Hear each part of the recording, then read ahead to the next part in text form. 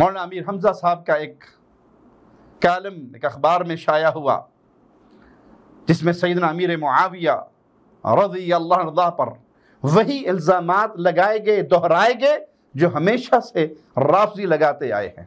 اور اہل اسلام اہل ایمان ہمیشہ سے ان کا علمی اور معقول جواب دیتے آئے ہیں۔ 1990 کا یہ مجلہ ہے اور اس میں آپ نے لکھا شیعہ ذاکر نے ابراہیم علیہ السلام اور دیگر انبیاء علیہ السلام کی توہین اور گستاخی کی حد کر دی۔ اس وقت سوشل میڈیا پر فاختہ نامی ایک مضمون کالم چل رہا ہے جس میں رسول مکرم صلی اللہ علیہ وسلم کے بعض جلیل القدر صحابہ پر تان کی گئی ہے، ان کی توہین اور گستاخی کا ارتکاب کیا گیا ہے اور ایسی زبان استعمال کی گئی ہے جو کسی کلمہ پڑھنے والے کو زیب نہیں دیتی۔ ہمارا اہل سنت والجماعت کا ہمیشہ سے یہ موقف ہے کہ اللہ کی زمین پر آسمان کے نیچے انبیاء علیہ الصلوۃ والسلام کے بعد اولاد آدم میں سب سے افضل ہستیاں وہ صحابہ رضوان اللہ علیہم اجمعین ہیں، اور جو مسلمانوں کے دلوں پر اس نے چرکے لگائے ہیں اس سے مسلمانوں سے بھی معافی مانگے اور اللہ سے بھی معافی مانگے۔ اور ہم یہ بھی صاف کہہ سکتے ہیں کہ ہماری جماعت کا اہل سنت والجماعت کا ہرگز ایسا کوئی موقف نہیں ہے، ہم اس سے برات کا اعلان کرتے ہیں۔ اور ہم آپ کو یاد کروا دیں، ویسے آپ کو بھولا ہوا نہیں ہے، آپ کو بڑے سبق یاد ہے، ہم آپ کو آج سے نہیں 35 سال سے جانتے ہیں، آپ کی لکھی ہوئی کتابیں، آپ کے لکھے ہوئے رسالے، آپ کے مجلے۔ السلام علیکم ورحمۃ اللہ وبرکاتہ۔ ان الحمد للہ نحمده ونستعینه ونستغفره ونعوذ باللہ من شرور انفسنا ومن سیئات اعمالنا من يهده الله فلا مضل له ومن يضلل فلا هادي له اشهد ان لا اله الا الله وحده لا شريك له واشهد ان محمدا عبده ورسوله اما بعد۔ اہل ایمان اللہ کی مخلوق میں سب سے بڑھ کر محمد الرسول اللہ صلی اللہ علیہ وسلم سے محبت کرتے ہیں، کیونکہ جو ایمان کا دعویٰ کرے اور اس دعوے کے بعد وہ اپنی جان، اپنا مال، اپنی آل اولاد اور کائنات کی ہر شخصیت سے بڑھ کر اگر رسول اللہ صلی اللہ علیہ وسلم سے پیار نہیں کرتا تو وہ دعویٰ ایمان میں جھوٹا ہے، اس کا ایمان مکمل نہیں۔ جب اللہ کے پیارے حبیب علیہ الصلوۃ والسلام سے دنیا کی ہر مخلوق سے بڑھ کر محبت ہوگی تو جس کا رشتہ رسول اللہ صلی اللہ علیہ وسلم سے جڑتا جائے گا اس کی محبت اور اس کا احترام بھی دلوں میں ویسے ہی پیوستہ ہوتا رہے گا۔ اہل بیت نبی، آل رسول، پیارے نبی صلی اللہ علیہ وسلم کی زوجات، پیارے نبی صلی اللہ علیہ وسلم کی بیٹیاں، پیارے نبی صلی اللہ علیہ وسلم کے داماد، پیارے نبی صلی اللہ علیہ وسلم کے نواسے نواسییں،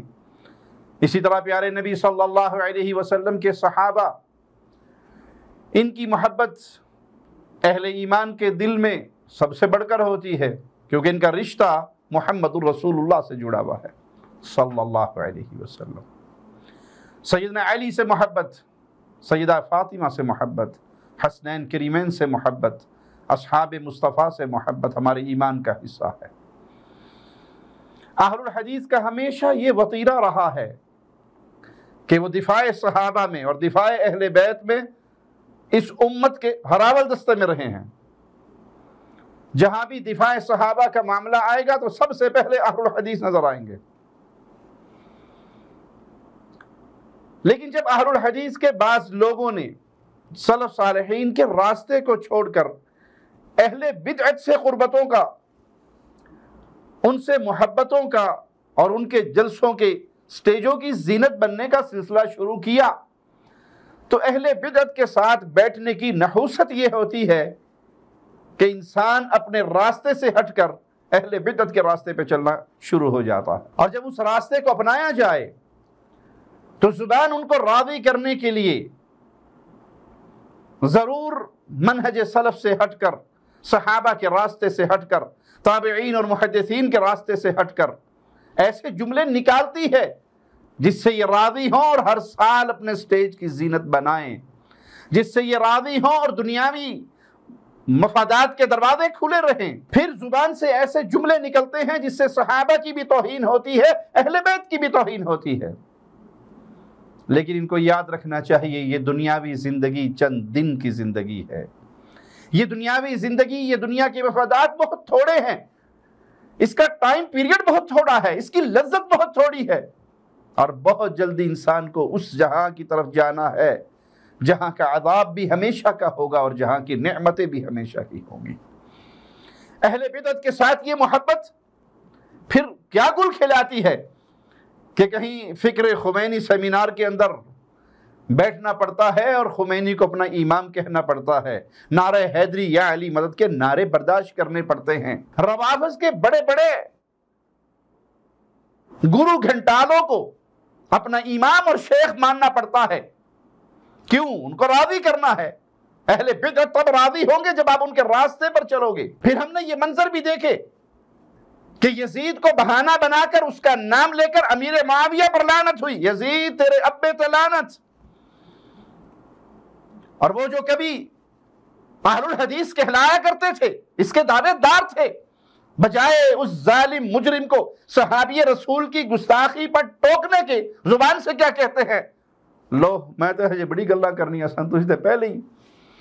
کام خراب کر دیا میرا، انا للہ و انا الیہ راجعون۔ پھر ہمیں یہ منظر دیکھنے کو ملے کہ منبر پہ بیٹھنے والا ابو سفیان رضی اللہ عنہ کی توہین کرتے ہوئے پھپتی کستے ہوئے کہتا ہے، چودھری ابو سفیان، اے چودھری جتھے بھی ہوندے نے روڑا پا کے رکھ دینے۔ یہ اہل بدعت کے ساتھ دوستیوں کا نتیجہ ہے۔ پھر ہمیں یہ منظر دیکھنے کو ملا کہ امام باڑے میں جا کر ایک مفتی صاحب کو یہ کہنا پڑا کہ ہمارا اور تمہارا اتفاق تو 80، 85، 90% تک ہے، تو ہم وہ باتیں کیوں نہ کریں جو ہماری اتفاقی باتیں ہیں۔ پھر ہمیں یہ منظر دیکھنے کو ملا کہ اہل شرک کی مجلس میں بیٹھ کر خمینی کو اپنا امام کہا گیا، اس کے دیش کی حفاظت کے لیے سپاہی بن کر جھنڈا اٹھا کر کٹنے مرنے لڑنے کی باتیں کی گئی۔ پھر ہمیں یہ منظر دیکھنے کو ملا کہ روافض کی مجالس کی سٹیجوں کی زینت بنتے ہوئے پھر ان کے پیچھے نمازیں بھی ادا کی گئی، اور یہ سلسلہ باقاعدہ چل رہا ہے۔ ہر سال ایک نئی چیز، ایک نیا منظر، ایک نیا کلپ، اہل الحدیث کے سینوں کو زخمی کرنے والا ایک نیا ڈرامہ رچایا جاتا ہے۔ اور اس سال بھی دیکھ لیجئے، یہ 1447 کے محرم میں مولانا امیر حمزہ صاحب کا ایک کالم ایک اخبار میں شائع ہوا، جس میں سیدنا امیر معاویہ رضی اللہ عنہ پر وہی الزامات لگائے گئے، دہرائے گئے جو ہمیشہ سے رافضی لگاتے آئے ہیں، اور اہل اسلام، اہل ایمان ہمیشہ سے ان کا علمی اور معقول جواب دیتے آئے ہیں۔ معاملہ اگر صرف غلط فہمیوں کی حد تک ہوتا تو ان معقول علمی دلائل سے اعتراض کرنے والوں کی تسلی تشفی ہو جاتی، لیکن یہ کوئی غلط فہمی نہیں بلکہ رافضی سبائی بغض اور کینہ ہے۔ تو یہ لوگ حقائق پر غور کرنے کی بجائے روافض اپنے سینے کا بغض، اپنا کینہ لوگوں کے سامنے ظاہر کرتے ہیں، اور اہل بدعت کی مجلسوں میں بیٹھنے والے ان اہل بدعت سے متاثر ہو کر اپنی زبان سے وہی کچھ دہراتے ہیں جو روافض کہتے آئے ہیں، اور ملک و قوم کے اندر فساد اور نفرت کا بازار گرم کرتے ہیں، ملک کے اندر فرقہ پرستی کو ہوا دیتے ہیں۔ ایسے میں جہاں کی بار علماء اہل الحدیث میں امیر حمزہ صاحب کی خبر لی، وہاں خود ان کی اپنی جماعت مرکزی مسلم لیگ کے بعض مرکزی رہنماؤں نے بھی ان کی خبر لی، ان کی تردید کی، اور وہ تردید سوشل میڈیا پر وائرل ہے۔ اس وقت سوشل میڈیا پر فاختہ نامی ایک مضمون کالم چل رہا ہے جس میں رسول مکرم صلی اللہ علیہ وسلم کے بعض جلیل القدر صحابہ پر تان کی گئی ہے، ان کی توہین اور گستاخی کا ارتکاب کیا گیا ہے، اور ایسی زبان استعمال کی گئی ہے جو کسی کلمہ پڑھنے والے کو زیب نہیں دیتی۔ ہمارا اہل سنت والجماعت کا ہمیشہ سے یہ موقف ہے کہ اللہ کی زمین پر آسمان کے نیچے انبیاء علیہ الصلوۃ والسلام کے بعد اولاد آدم میں سب سے افضل ہستیاں وہ صحابہ رضوان اللہ علیہم اجمعین ہیں، اور اللہ رب العالمین نے مجموعی طور پر صحابہ کی جماعت کو، ایک فرد کو بھی ان میں سے خارج کیے بغیر مجموعی طور پر ان پر رضامندی کا سرٹیفکیٹ اللہ رب العالمین نے نازل فرمایا اور انہیں جنتی قرار دیا اور انہیں پکے سچے مخلص مومن قرار دیا ہے قرآن مجید کے اندر۔ اور یہ پھر سن لیں، ایک ادنا سے ادنا صحابی دنیا میں، ادنا سے ادنا صحابی سے مراد ہے جو شخص رسول مکرم صلی اللہ علیہ وسلم سے ایمان کی حالت میں ملا اور اسی حالت میں دنیا سے چلا گیا، ایک لمحہ ملا اس کو زندگی میں، صرف ساری دنیا کے متقی، صلحاء، فقہاء، عباد، اولیاء، اتقیاء سب کٹھے ہو جائیں تو ایک ادنا صحابی کے رتبے کو نہیں پہنچ سکتے۔ تو ایسی شخصیتوں کے خلاف اس طرح کے قلم چلانے، اس طرح کی تحریر مسلمان امت کے اندر پیش کرنی، یہ ایک تو اہل سنت والجماعت کے دلوں پر چرکا لگانا ہے، دوسرا یہ سبائیت کے فتنے کو فروغ دینا ہے، اور عبداللہ بن سبا کے مشن کو زندہ کرنے کی ایک مذموم، ناکام اور گھٹیا کوشش ہے جس کی ہم بھرپور مذمت کرتے ہیں۔ اور اس کے لکھنے والے سے ہم گزارش کرتے ہیں کہ وہ اپنے اس نظریے سے توبہ کرے اور تمام صحابہ رضوان اللہ علیہ مجمعین کو جو ہے نا، وہ جو ان کی شان، مقام، عزت ہے، اس عقیدے کو اختیار کرے، اور جو مسلمانوں کے دلوں پر اس نے چرکے لگائے ہیں اس سے مسلمانوں سے بھی معافی مانگے اور اللہ سے بھی معافی مانگے۔ اور ہم یہ بھی صاف کہہ سکتے ہیں کہ ہماری جماعت کا، اہل سنت والجماعت کا ہرگز ایسا کوئی موقف نہیں ہے، ہم اس سے برات کا اعلان کرتے ہیں۔ خود حمزہ صاحب بھی ان خبروں سے بے خبر نہیں، بلکہ اپنے مرکزی رہنماؤں کی تردید پہ تبصرہ کرتے ہوئے حضرت نے جو کچھ فرمایا آپ بھی سن لیجئے۔ آپ کو یہ علم ہے کہ مفتی عبد الرحمن عابد صاحب اور طلحہ سعید صاحب اور سید سبطین شاہ نقوی صاحب نے آپ کی تھوڑی سی کلاس بھی لی ہے، اور مفتی عبد الرحمن عابد صاحب اور طلحہ سعید صاحب نے یہ اس بیان سے جو ہے وہ یعنی کہا کہ ہم اس کی تائید نہیں کرتے، ہم اس کی مخالفت کرتے ہیں، آپ کو اس پر کالم پر معذرت کرنی چاہیے۔ آپ کے علم ہے یہ بات؟ میرے علم میں ہے، لیکن وہ اللہ کے نبی صلی اللہ علیہ وسلم نے فرمایا تھا نا کہ قیامت جب قریب ہوگی نا تو جو لونڈی ہے، غلام کا لفظ بھی آتا ہے، وہ اپنے مالک کو یا مالکہ کو جنم دے گی، دونوں طرح سے لفظ آتے ہیں۔ تو آج پھر یہ وقت آنا تھا کہ جو میرے بچے ہیں نا، ہم سے سیکھنے والے، تو انہوں نے میرے ساتھ ایسی باتیں کرنی تھی۔ تو بہرحال میں سمجھتا ہوں کہ یہ ایک گستاخی ہے، اور میں اللہ تعالیٰ سے دعائی کرتا ہوں کہ اللہ تعالیٰ ان دونوں گستاخوں کو معاف فرمائے۔ امیر حمزہ صاحب کے اس بیان کو غور سے سنیں اور خوب سمجھیں۔ جب ان کی جماعت کے دو مرکزی رہنما، جو عمر میں تو ان سے چھوٹے، فرق صرف عمر کا ہے، وگرنہ شیخ عبد الرحمن عابد مفتی ہیں جماعت کے، حافظہ اللہ، اللہ ان کو جزائے خیر دے، انہوں نے محبت صحابہ کا ثبوت دیتے ہوئے بھرپور طریقے سے اس کا رد کیا۔ شیخ الحدیث ہیں، جماعت کے مرکزی مفتی ہیں، اور جب مفتی عبد الرحمن عابد صاحب نے حمزہ صاحب کی اس گستاخی پر مبنی تحریر سے عدم اتفاق کا اعلان کیا تو وہ حمزہ صاحب کے گستاخ ٹھہرے۔ اور دوسری طرف امیر معاویہ رضی اللہ عنہ، جو اہل ایمان ہیں، پیارے نبی صلی اللہ علیہ وسلم کے صحابی ہے، 7 ہجری میں اللہ کے نبی صلی اللہ علیہ وسلم نے جب عمرہ کیا تو آپ کی زلفیں سیدنا امیر معاویہ نے تراشی۔ صحابی رسول ہوتے ہوئے جتنے صحابہ کے فضائل ہیں وہ سب کے سب شامل ہیں، اور اگر فتح مکہ کے موقع پر ایمان لانے والے قول کو تسلیم کر لیا جائے تو تب بھی قرآن حکیم میں کھلا اعلان ہے، وَكُلًّا وَعَدَ اللَّهُ الْحُسْنَى، اللہ نے سب کے ساتھ جنت کا وعدہ کیا ہوا۔ سورۃ الانبیاء آیت نمبر 101 سے لے کر 103 تک مالک کا فرمان سن لیجئے، ان الذین سبقت لہم من الحسنى اولئک عنہا مبعدون، بے شک وہ لوگ جن کے لیے ہماری طرف سے الحسنى یعنی بھلائی، اچھی جزا طے ہو چکی، وہ اس جہنم سے ہمیشہ دور رکھے گئے ہوں گے۔ لا يسمعون حسیسها وهم فیما اشتہت انفسهم خالدون، وہ اس جہنم کی آہٹ تک نہیں سنیں گے اور وہ اس میں جسے ان کے دل چاہیں گے ہمیشہ رہنے والے ہیں۔ لا يحزنهم الفزع الاکبر وتتلقاهم الملائکہ هذا یومکم الذی کنتم توعدون، انہیں سب سے بڑی گھبراہٹ غمگین نہیں کرے گی، اور انہیں لینے کے لیے فرشتے آئیں گے اور کہیں گے یہ ہے تمہارا وہ دن جس کا تم وعدہ دیے جاتے تھے۔ یہ مقام ہے امیر المؤمنین امیر معاویہ رضی اللہ عنہ کا، کنفرم جنتی۔ اسی طرح قرآن مجید میں اور بھی جتنی آیات اور صحابہ کے لیے خوشخبریاں ہیں، ان سب کے اندر امیر المؤمنین امیر معاویہ شامل ہیں، غزوہ حنین غزوہ تبوک میں شامل ہونے والوں میں ہیں، اور قرآن مجید میں ان کے لیے خوشخبریاں ہیں۔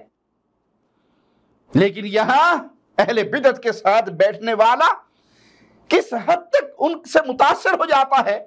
کہ روافض امیر المؤمنین امیر معاویہ کا نام نہیں لیتے بلکہ امیر شام کہہ کے طنز کرتے ہیں۔ تو اس اخبار کے اس کالم کے اندر بھی امیر المؤمنین کا نام نہیں لیا گیا، اپنی زبان پہ وہ نام لانا، اپنی قلم کی نوک سے ان کا مبارک نام لکھنا پسند نہ کیا اور امیر شام کہہ کر تذکرہ کیا گیا۔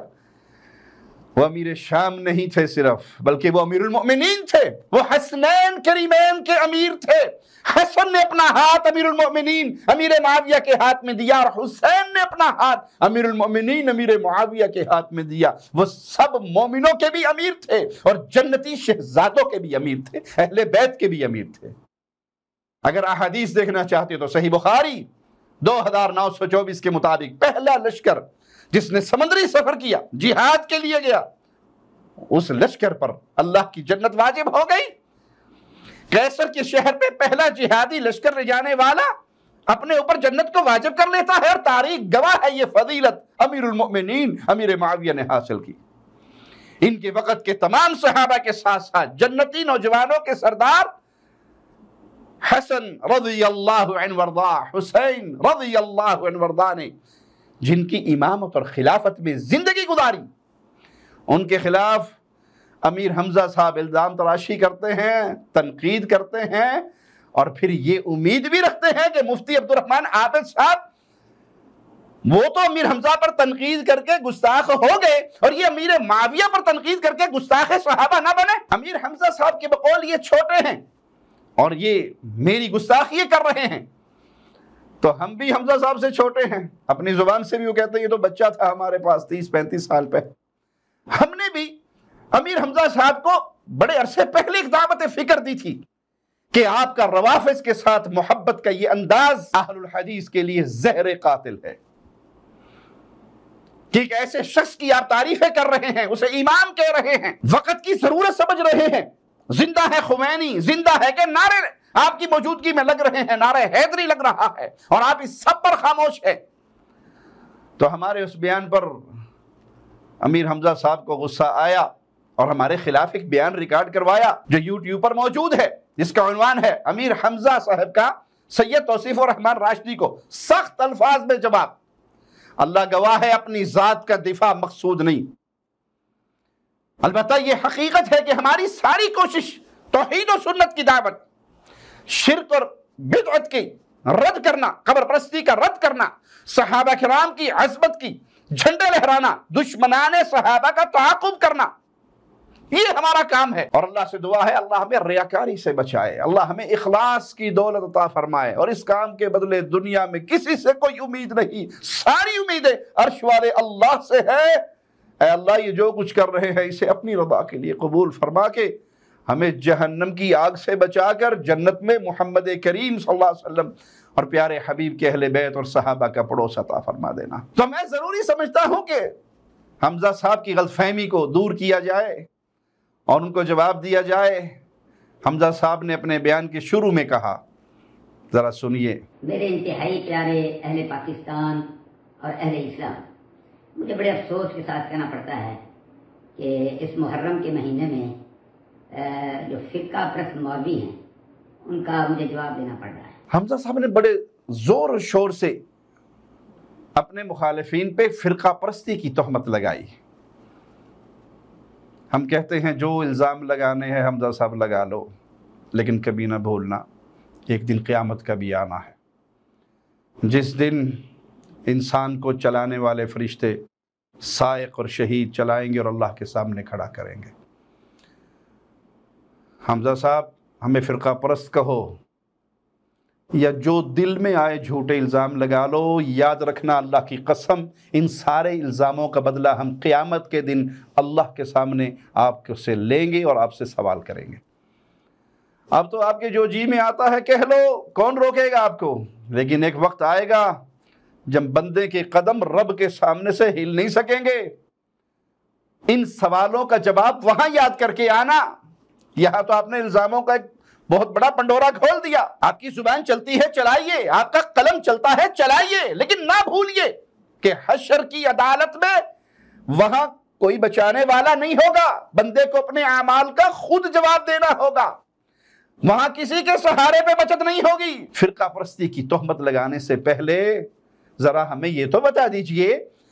کہ آپ کے ہاں اس کا معیار کیا ہے؟ کس بنیاد پہ کوئی شخص فرقہ پرست قرار دیا جا سکتا ہے؟ ناراض نہ ہوں تو ہم عرض کریں، اس محرم کے مبارک مہینے میں آپ نے امیر المؤمنین امام حسنین کریمین کے خلاف گستاخی کی، ان پر ناانصافی کی تہمت لگائی، تو آپ کو یہ یاد نہ رہا کہ صحابہ کرام کے وقت سے لے کر اب تک کے اربوں مسلمانوں کے خلاف آپ نے ان کے موقف کے خلاف بدزبانی کی، اور آج بھی زمین پر بسنے والے کروڑوں مسلمانوں کی عقیدت ہے امیر المؤمنین امیر معاویہ رضی اللہ عنہ وارضا سے۔ رافضیوں کے علاوہ تمام اہل ایمان امیر المؤمنین امیر معاویہ سے محبت رکھتے ہیں، ان کا احترام کرتے ہیں۔ ان کے خلاف بدتمیزی، بدزبانی، ان پہ الزامات لگانے پر کون خوش ہوگا آپ سے؟ اور اگر آپ کی نگاہیں سوشل میڈیا کو چیک کرے تو حمزہ صاحب ذرا پھرول کے دیکھیا جے تو انہوں واہ واہ دے نعرے کتھوں آنڈے نے؟ کون ہے آپ کے کالم پہ آپ کی بہادری کی داستانیں پڑھنے والا؟ اہل الحدیث ہے یا رافضی ہے؟ پسند کریں گے قیامت کے دن آپ ان کے ساتھ کھڑے ہوں؟ پسند کریں گے آپ کے جنازے میں یہی لوگ آپ کو کندھا دینے کے لیے آگے آئیں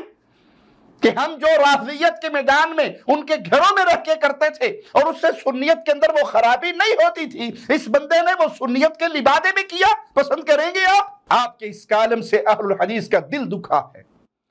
تو جب اہل الحدیث کا صحابہ کے مسئلے میں دل دکھے گا تو وہ ہر طرح کے خوف و خطر کی چادروں کو پھاڑ کر اس کالم کا رد کرے گا، آپ سے اعلان برات کرے گا، اس کی مذمت کرے گا۔ آپ نے فرقہ واریت کی نفرت پھیلائی ہے۔ لوگوں پہ الزامات فرقہ پرستی کے لگانا بہت آسان ہے، لیکن کیوں نہیں سوچا آپ نے کہ محرم کے اس مبارک مہینے میں یہ کالم لکھ کر آپ نے فرقہ پرستی کو ہوا دی ہے؟ حمزہ صاحب یاد رکھیے، آپ کا یہ جوابوں کا سلسلہ صرف اپنی ذات کے دفاع میں ہے، کیونکہ جس نے بھی آپ کے کالم کی مذمت کی، آپ کے زہریلے جملوں پر تنقید کی، آپ نے نہ دلائل دیکھے، فوراً اپنی زبان سے اس تنقید کرنے والے پر فرقہ پرستی کا فتویٰ لگا دیا، اور مطلب نتیجہ کیا نکلتا ہے کہ مولوی امیر حمزہ صاحب کے نزدیک ان کی غلطیوں پہ تنقید کرنے والا فرقہ پرست ہے۔ فرقہ پرستی کا بڑا اچھا مطلب نکالا کالم نگار صاحب۔ وہ کہتے ہیں نا ضرورت ایجاد کی ماں ہے، اس کا واضح نمونہ آپ کے ان جملوں سے ثابت ہو رہا ہے۔ حمزہ صاحب تیسری بات، آپ کا یہ کالم اس قدر گھٹیا باتوں پر مبنی ہے کہ خود آپ کی مرکزی قیادت، آپ کے مرکزی رہنماؤں نے آپ کی ڈنکے کے چوٹ پر تردید کی۔ تو ہم کوئی سوال کر سکتے ہیں کہ آپ کی مرکزی قیادت بھی فرقہ پرست ہو گئی؟ ہم نہیں کہہ رہے، حمزہ صاحب کے فتووں کے مطابق بات واضح ہے کہ ذاتی مفاد پر اپنے جماعتی بھی قربان کر دیے مولوی صاحب آپ نے۔ مولوی امیر حمزہ صاحب مزید کہتے ہیں، اور یہ میں اپنی طبیعت پر بڑا گراں سمجھتا ہوں، لیکن جس طرح سے یہ پیارے پاکستان کے اندر بد امنی پیدا کرنا چاہتے ہیں اپنی فرقہ وارانہ گفتگو اور تقریروں کی وجہ سے، اس نے آخرکار پھر مجھے مجبور کر دیا کہ میں آپ کے سامنے حقائق رکھوں۔ بات شروع ہوئی امیر حمزہ صاحب کے کالم پر، اپنی غلطیوں پر معذرت کی بجائے مولوی صاحب اپنی رنگ آمیزی مبالغہ آرائی کی بیکار صلاحیتوں سے کام لیتے ہوئے اسے پیارے پاکستان میں بد امنی پھیلانے تک لے گئے۔ اگر ہم اس مفروضے کو مان بھی لیں تو مولوی صاحب الٹا چور کوتوال کو ڈانٹے، یہ مثال آپ پر فٹ آ رہی ہے۔ وہ اس طرح کے وطن عزیز پاکستان کی اکثریت ان افراد پر مشتمل ہے جو امیر المؤمنین امیر معاویہ رضی اللہ عنہ وارضا، جن کے ہاتھوں میں ہاتھ حسین نے دیے، جن کے ہاتھوں میں ہاتھ حسن نے دیے رضی اللہ عنہما، وہ صحابی رسول قابل احترام شخصیت جس کو پیارے پاکستان کی اکثریت قابل احترام مانتی ہے، صحابی رسول مانتی ہے، اور حمزہ صاحب نے محرم کے مہینے میں ان کے خلاف کالم لکھ کر بدامنی پھیلانے کی کوشش نہیں کی تو اور کیا کیا؟ پاکستان کے اہل ایمان امیر المؤمنین امیر معاویہ کی حمایت میں، ان کی محبت میں سرشار ہیں، اگر ان سے کوئی نفرت کرتا ہے تو آپ کا یہ محبوب قائد، آپ کا یہ محبوب لیڈر، آپ کا یہ محبوب سردار جواد نقوی جب دفاع صحابہ بل منظور ہوا اور اہل السنہ کی تمام جماعتوں نے اس کے اندر کردار ادا کیا، اور مرکزی کردار ڈاکٹر عبد الکریم حافظہ اللہ امیر مرکزی جمعیت اہل حدیث نے پارلیمنٹ میں ہاتھ باندھ کر کہا کہ اس بل کو منظور کیجئے تاکہ پیارے پاکستان میں فرقہ واریت ختم ہو۔ اب نئے قانون کی ضرورت نہ صحابہ کے دفاع کے لیے، نہ امہات کے دفاع کے لیے ہے، نہ اہل البیت کے دفاع کے لیے۔ یہ نیا قانون اس لیے نہیں بنا، نیا قانون بنا ہے جنہوں نے کچھ لوگوں کو صحابیت کا لباس پہنانا ہے، بارے میں بنو امیہ کے ان افراد کے بارے میں۔ تو یہ جواد نقوی تھا جس نے اس کی مخالفت کرتے ہوئے کہا تھا کہ بنو امیہ کے کچھ لوگوں کو زبردستی صحابی بنایا جا رہا ہے۔ تو یہ ہے مریض امیر معاویہ کے بغض کا، اور آپ کس کی محبت میں محرم کے اس مبارک پاکیزہ مہینے کے اندر یہ کالم لکھ کر بدامنی نہیں پھیلا رہے، فرقہ واریت نہیں پھیلا رہے، تو اور کیا کر رہے ہیں؟ اور ہم آپ کو یاد کروا دیں، ویسے آپ کو بھولا ہوا نہیں ہے، آپ کو بڑے سبق یاد ہے، ہم آپ کو آج سے نہیں 35 سال سے جانتے ہیں، آپ کی لکھی ہوئی کتابیں، آپ کے لکھے ہوئے رسالے، آپ کے مجلے، اس سے تو ہم نے روشنی اور رہنمائی لی ہے۔ رافضیوں کا طریقہ واردات کیا ہے؟ وہ محرم کے مہینے میں ایسی دل آزار حرکتیں کرتے ہیں اور امن کو برباد کرتے ہیں، صحابہ کو گالیاں دیتے ہیں، اہل سنہ کی مسجدوں پر حملے کرتے ہیں، جلوس نکالتے ہیں تو مساجد میں توڑ پھوڑ کرتے ہیں، وہ خود یہ حرکتیں کرتے ہیں، صحابہ کو گالیاں دیتے ہیں اس مہینے میں تاکہ امن برباد ہو۔ حمزہ صاحب، آپ نے بھی یہ کالم لکھ کر وہی کردار ادا کیا جو روافض ادا کر رہے ہیں، بلکہ ایک وقت تھا آپ خود ان رافضیوں کے کرداروں کی مذمت کرتے تھے، بھولے تو نہیں ہوں گے؟ اور ہمیں بھی یاد ہے 5 چیمبرلین روڈ لاہور، وہاں سے ایک رسالہ آپ کا مجلہ دعویٰ کے نام سے نکلتا تھا جس کے آپ مدیر صاحب تھے۔ یہ دیکھ لیں وہ پرانی 35 سالہ یادیں، 1990 کا یہ مجلہ ہے، اور اس میں آپ نے لکھا شیعہ ذاکر نے ابراہیم علیہ السلام اور دیگر انبیاء علیہ السلام کی توہین اور گستاخی کی حد کر دی۔ اس کے تحت آپ لکھتے ہیں راولپنڈی کے روزنامہ جنگ کی خبر کے مطابق شیعہ ذاکر ذوالفقار نقوی نے امام باڑہ فاطمہ، آپ نے امام بارگاہ نہیں لکھا، روافض کے ہاں یہ امام بارگاہیں ہیں، اور آپ ایک دور ایسا تھا کہ جب آپ کے دل میں روافض کی نفرت کا یہ حال تھا کہ آپ امام بارگاہوں کو امام باڑے کہا کرتے تھے۔ یہ آپ کی تحریر ہے۔ امام باڑہ فاطمہ لاہور میں محرم کی 6ٹی مجلس میں گستاخی کا ارتکاب یوں کیا، حضرت ابراہیم علیہ السلام نے اپنے بیٹے کو ذبح کرتے وقت آنکھوں پہ پٹی باندھ لی تھی، لیکن امام حسین کا کربلا میں صبر و شکر اور جذبہ شجاعت انبیاء کے لیے بھی قابل رشک تھا کہ امام حسین نے اپنی آنکھوں پر پٹی نہیں باندھی، شبیہ رسول اور اپنے کڑیل جوان بیٹے علی اکبر کو خاک اور خون میں تڑپتے ہوئے دیکھا۔ اس رافضی کی گستاخی بتانے کے بعد